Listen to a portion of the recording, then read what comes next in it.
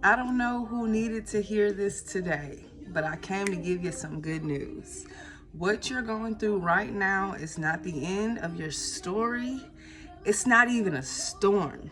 It's God showing you his character. How can you say God is so merciful if you've never really needed his mercy? And I'm coming from a place of knowing, not something that somebody taught me, but I learned God to truly be a provider when I had nothing. I had nothing and God gave me everything.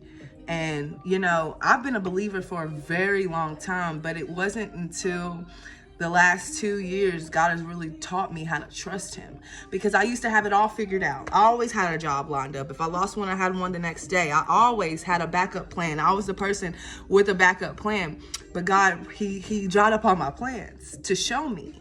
Because see, that wasn't God providing all those jobs for me. That was me going out there making my own will. But it wasn't until I completely surrendered and I said, you know what, God, I want to know you.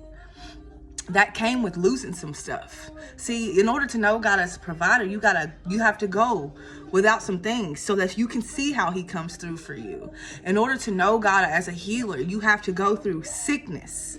So right now, you're probably in the middle of a storm and you're thinking that this is the end. You're going through it. You don't see the other side of it. But I'm here to tell you that what you're going through right now is a personal one-on-one time for you to really get to know God. God is trying to teach you about him so that you can teach others about him. You see what I'm saying? You can't talk about God's goodness if you really don't understand it. If you were a person who was spoon-fed with a silver spoon your whole mouth, how can you really talk about Jehovah Jireh, the provider? Because you've always had somebody to provide for you. But it's in those moments when we're weak, he is strong. I cannot think of what verse that is, but it says his grace is sufficient for our weakness. It's in our weaknesses where we get to see how strong our God really is. If you've always got money, if you've always got a backup plan, if you've always got a solution, then what do you need God for? Take a step back from your problems and recognize that, hey, the problem solver is just making his way through.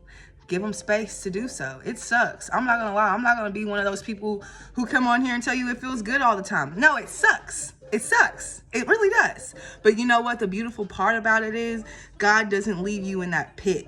He uses the pit. There's purpose in the pit. So where you are right now is an introduction to who God really is. I love you guys. Have a great day.